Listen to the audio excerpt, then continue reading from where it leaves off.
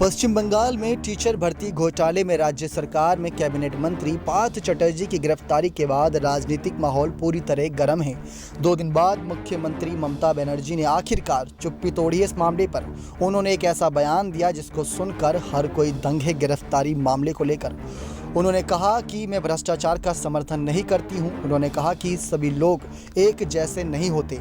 मैं चाहती हूं कि सच्चाई एक समय सीमा में सामने आए। उन्होंने ये भी कहा कि अगर दोषी साबित पाए जाते हैं तो उम्र कैद की सज़ा दी जाए, मुझे कोई आपत्ति नहीं।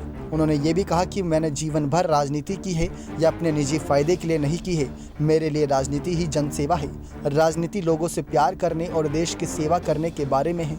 ये मैंने अपने शिक्षकों माता पिता से सीखी है। लेकिन उन्होंने साफ कहा है अगर दोषी पाए जाते हैं तो उन्हें उम्र कैद की सज़ा दी जाए, कोई दिक्कत नहीं उन्हें। ममता ने आगे कहा कि क्या सभी एक जैसे हो सकते हैं? मतभेद होंगे, सभी व्यक्ति एक जैसे नहीं होते। उन्होंने कहा कि मेरे जीवन का उद्देश्य भ्रष्टाचार का समर्थन करना नहीं है। मुझे एक पूर्व सांसद के रूप में 1 लाख पेंशन मिलती है और मैं सीएम के रूप में 2 लाख वेतन प्राप्त कर सकती हूँ, लेकिन मैं वेतन के रूप में 1 पैसा भी नहीं लेती हूँ। यहाँ तक कि जब मैं सर्किट हाउस में रहती हूँ तो मैं इसका भुगतान करती हूँ। ये बात ममता करती नजर आई। उन्होंने कहा कि नेताजी ने अपनी पुस्तक में भूल करने के अधिकार के बारे में लिखा है। जिस दिन मुझे उन छात्रों यानी कि एसएससी के उम्मीदवार के बारे में पता चला जो वंचित रह गए, मैं खुद जाकर उनसे मिली। फिर भी मैंने नई पोस्ट बनाकर उन्हें समायोजित करने की कोशिश की। यदि कोई गलती करता है तो उसे संशोधन करने का अवसर दिया जाना चाहिए। हालांकि मैं दावा नहीं कर सकती कि हर कोई संत है, लेकिन मैंने कभी भी जानबूझकर कोई गलत काम नहीं किया। यानी कि इस मामले पर ममता बनर्जी को भी लपेटे में लिया जा रहा था। ममता बनर्जी पर भी कई आरोप लगाए जा रहे थे, लेकिन उन्होंने साफ कहा कि अगर वो मुझसे पूछते हैं कि मेरी आय का स्रोत क्या है तो मैं उन्हें बता दूं कि मैं किताबें लिखती हूं, मुझे इससे रॉयल्टी मिलती है। मेरी कई किताबें बेस्ट सेलर है। ममता ने कहा कि मैं मीडिया ट्रायल में शामिल नहीं होना चाहती। हम कैसे जानते हैं कि कोई बीमारी नहीं है। साफ साफ उन्होंने ये बातें भी कही कि किस तरीके से उन्होंने कहा कि मैं विभिन्न दुर्गा पूजा में शामिल होती हूँ, मैं बहुत से लोगों से मिलती हूँ, तो मैं क्या कर सकती हूँ? क्या इसका मतलब यह है कि मैं लोगों के साथ जुड़ना बंद कर दूंगी? मतलब जो तस्वीरें निकलकर सामने आई थी पार्थ चटर्जी के साथ, वो बहुत ज़्यादा संदेशपद थी कि ममता बनर्जी के साथ क्यों? तो ममता ने साफ कहा कि मैं लोगों से क्या मिलना जुलना बंद कर दूं? अगर ऐसा है तो मेहुल चोकसी, नीरव मोदी का क्या?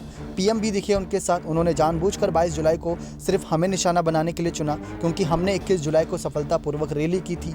ममता का कहना था कि बीजेपी और सीपीआईएम द्वारा दुर्भावनापूर्ण अभियान चलाया जा रहा है। अगर आप मेरी छवि खराब करने की कोशिश करते हैं तो याद रखें मेरे हाथ में भी चीज़ें हैं। मुझे एक क्षेत्र बताओ, एक संस्थान जहां लोग किसी एक को प्राथमिकता नहीं देते। वे बड़े पैमाने पर धन और भ्रष्टाचार के बारे में बात कर रहे हैं, लेकिन कहाँ? किसी भी मीडिया ने इसे नहीं दिखाया। हमें कैसे पता चलेगा? 1 लाख से ज़्यादा लोगों को नौकरी दी गई। मुझे न्यायपालिका पर पूरा भरोसा है, लेकिन मैं ये भी जानती हूँ कि न्यायपालिका पर बीजेपी का कितना दबदबा है। अगर उन्हें लगता है कि वे पार्टियों को तोड़ सकते हैं, सरकार का उपयोग कर सकते हैं, तो याद रखें कि मैं लोगों की पार्टी करती हूँ। मतलब वो बातें ऐसी करती नजर आए। लेकिन उन्होंने साफ कहा कि अगर दोषी पाए जाते हैं तो आप उन्हें उम्र कैद की सज़ा दो, गिरफ्तार कर लो।